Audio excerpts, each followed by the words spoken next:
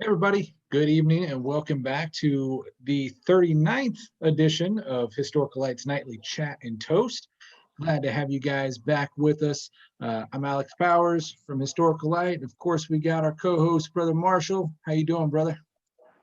Doing well, doing well. Nice day of weather. Made a stop by the lodge for the first time in weeks. Had to process some dues card payments and stuff like that. So put it off as long as I Weird was could. that? What's that? I said, how weird of a feeling was that? It was very weird because the electricity was out. Really?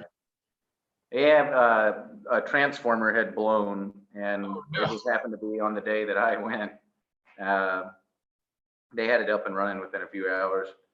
By the time I finished running dues cards, it was fine. So as soon as you didn't need the electricity anymore, it was back on. Yeah. But otherwise, it was all right.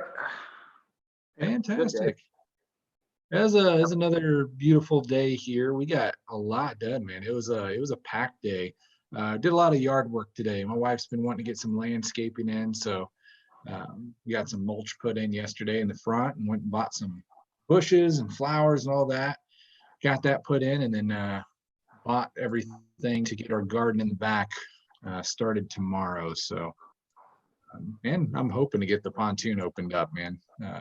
Love to get that thing back on the water. We didn't get to use it one time last year because we had so much extra rain that all the lakes were shut down because of flooding.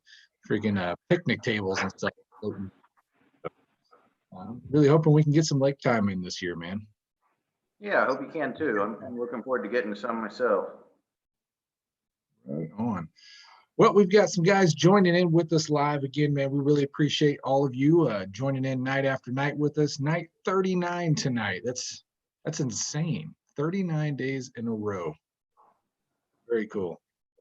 Let's see who we got in here. Again, man, we can see the number of live, but unless you drop a comment, we don't see your name. So make sure you drop a comment, say hello, let us know what you're toasting with and how it's going on your end.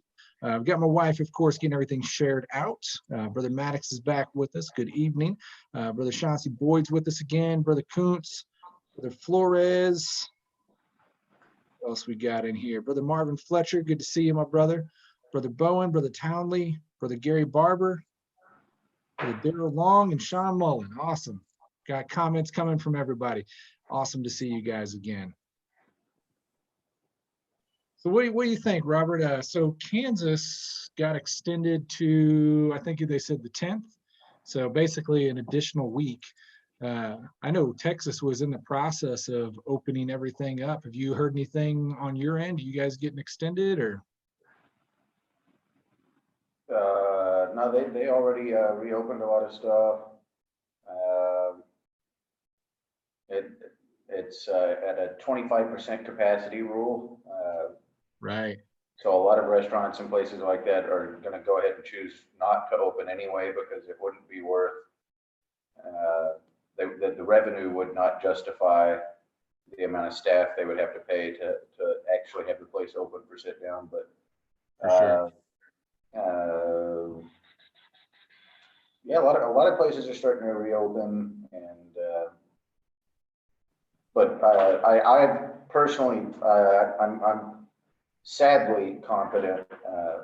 I hope I end up being wrong, but I'm pretty confident that the reopening is going to cause another nasty wave of it, bad enough for us to shut down again. So we'll see what happens.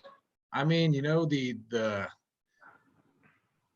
it's in favor to point that direction, I would say. So as unfortunate as that is, I mean, it's kind of a double-edged sword, right? I mean, you stay shut down and it kills everything, but you open up and that second wave could potentially be more catastrophic. It's just, what do you do? It's just one of those situations. But, you know, the sad and crazy part is, at least here, I don't know what you guys are seeing in your area, but we've seen a pretty large list of different like bars and restaurants and stuff that have unfortunately just completely gone out of business and you know, announced that they're not coming back from this. Their doors are closed for good.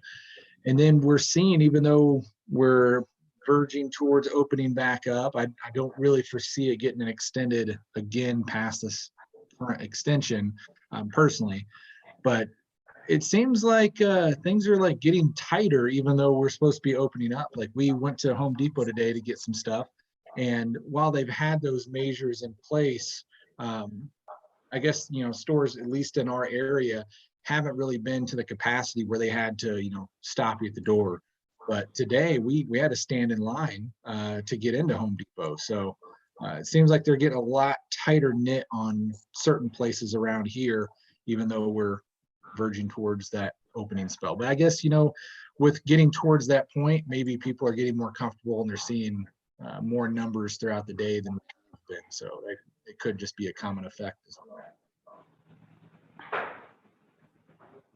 Yeah, I haven't heard of any places near me that have closed here, but down by my Austin house, there's quite a few restaurants and bars that have announced closing after being open for decades. And it's interesting. Up until I think like 40 years ago, there was a federal law that businesses had to have something like I don't remember how much or how long, but you had to have a reserve fund for your business to be able to exist for a certain amount of time and be able to pay all your employees and everything if something like this were to happen. And if you look back at a lot of those ads, included on the ads, the businesses would brag about how much money they had in their reserve fund. It was kind of like a way of buying the trust of customers. And then I think it was in the early 80s that a movement to free up all that money that businesses had been forced to stow away caused that law to be rescinded, and now there's no more expectation for a business to have a reserve fund. So yeah, that's fair. It's unprecedented times. I mean, we haven't dealt with this in our lifetime. So seeing some crazy things these days. I don't know what's going on in the comments. Apparently I missed something. I've got brother Marvin Fletcher here saying, "Hey, Grandmaster, tell the other past Grandmaster on here that snitches get stitches." Whoa. Oh, that's awesome. I've Yeah, got guys, loving the new comments. drink tonight. What are you toasting with? What's your concoction? I've got Añejo Siete Años rum with a can of Guarana Antarctica from Brazil and a splash of mint and lime juice. It's a Guarana Mojito, Brazilian style. Fantastic. Well, I've been bouncing back and forth on whiskeys here. I decided to go back to the banknote so we can make that Powers whiskey keep on lasting forever. We'll bring it back tonight or tomorrow night. So got the banknote Scottish whiskey, and I'm going to put it in Patrick Craddock's Craftsman's Apron Memento Mori glass. Been a big fan of that. So night 39, Robert shared yesterday, so it's on me. I realize I've shared this on the full version show before, but not since we've been doing these nightly shares each night. So I have a shadow box here, some Masonic items from my great-great-grandfather. Yes, great-great-grandfather. His name was Walter Baxter Harwell. And I've mentioned these before. Some of you might know the story. I didn't know any of these existed. So I'm fifth generation Mason in my family. Only one I really knew of growing up was my Uncle Martin, but we didn't really talk about it, obviously, until after I became a Mason. So I didn't know any of this stuff existed, but I'd say probably year, 2 years after being a member, he sent me a Christmas present, and within that was that apron that I shared. My great-grandfather, this guy's son, his white Masonic apron that I wore when I was installed. And then there was a shadow box that was in a bit of disrepair, so we got it remounted, but it had all these fascinating items in here. I'm hoping we don't get too much of a glare. So you'll see down in the corner, that's actually my great-great-grandfather. We've got a couple Scottish Rite rings in there that he wore down. Must have appreciated those so much. I mean, he wore them smooth. Got a Shriner's lapel pin, another Scottish Rite lapel pin. This was the one that fascinated me so much, was his book, his monitor. So they didn't have a cipher in that area in the time, but they were using the monitor. That's what they would actually take to lodge. And I'll switch over to a picture. This thing is pretty ate up. I mean, it's together, but the binding on it is done for. So it's very, very sensitive. And that's why I got all this stuff mounted in here. But I was curious when I first got it. And we also, let's see, we got his 50-year emblems, even his 50-year stuff up there, which I thought was really, really neat. But I was really curious when I got that monitor, and I did very, very carefully crack it open. And amazingly, on the inside of the front page was my great-great-grandfather's handwriting. So I'm gonna go move this to full screen and try to share this real fast.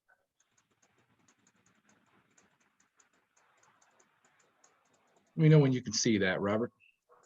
It's transitioning now.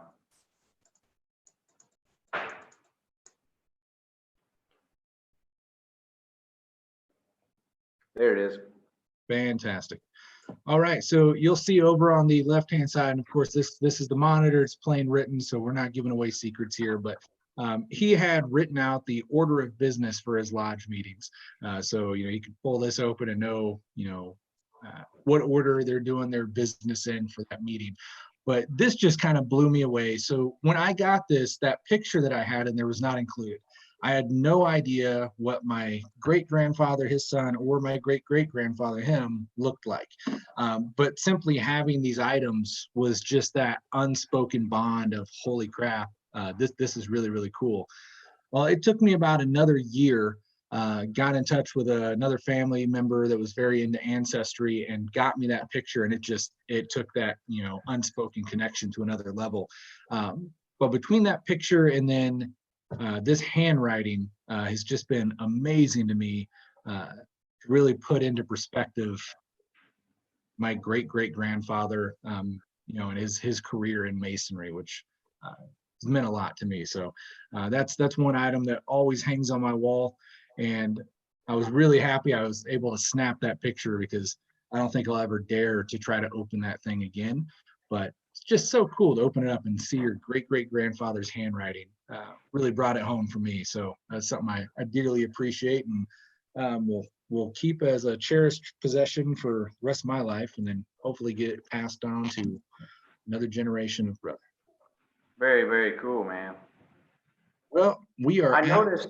I noticed in that monitor on the first page, they referred to the Grand Master who helped get that monitor organized as Father Murrow. Pull that back up and see here. It's the first word of the last paragraph. Yeah, you're right. It says, Father Morrow, finding that in his health and strength would not permit of his doing this work, according to the proposition on June 7th, 1912, wrote the Grand Master, resigning this work and asking for your humble servant to be appointed to undertake this task. And on June 15th, 1912, the Grand Master appointed me. That's interesting. Father Morrow. I wonder if he was a priest. That's a fair conclusion. I would say there's a good chance that is correct. I have to do some looking into that. Yeah, I have to pull that name and see if I can't find anything. When I found all this, I really, really got fascinated with that town. It's still a very, very tiny town to this day. It's Mounds, Oklahoma. It's where he's buried. I haven't had the opportunity to make it down there yet, but I am going to one of these days. Thankfully, with the presence of Google Earth, I've been able to find the building that I believe was possibly used at the point that they stopped and actually, closed down lodge as it was. I haven't been able to find much as far as Masonic history in that area. Like I said, it's still a very, very small town to this day. But I was able to find an Oddfellows ritual and officer lineup for around the same time. So I thought that was kind of neat. So it's got to be something out there somewhere. I know they have a small historical museum there in town on the Strip. Haven't been able to successfully chat with them yet. I've sent several emails, but haven't heard anything back. But one of these days, I'm gonna make the jaunt down there and check it out for myself. So, but brethren, we are at 9:02. So, man, I don't really have a custom toast for this evening. So with that in mind, I think we are going to go with the traditional toast to our absent brethren, wheresoever dispersed. Cheers, brother. Cheers.